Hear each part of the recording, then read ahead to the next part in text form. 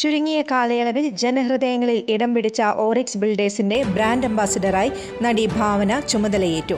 Oryx ബിൽഡേഴ്സിന്റെ തൃശൂരിലുള്ള ഓഫീസിലെത്തി Bhavana കരാറിൽ ഒപ്പുവെച്ചു.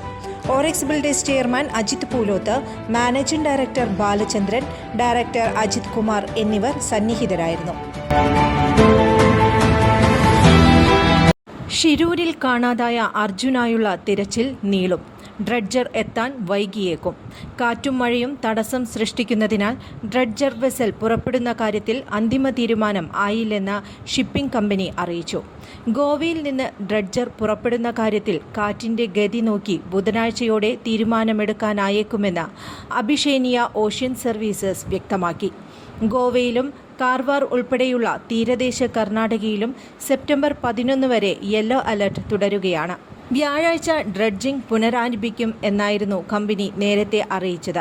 കഴിഞ്ഞ മാസം 16-നാണ് അർജുനായുള്ള തിരച്ചിൽ അവസാനിപ്പിച്ചത്. കാലാവസ്ഥ പ്രതികൂലമായതിനെ തുടർന്ന് തിരച്ചിൽ അവസാനിപ്പിക്കുകയായിരുന്നു.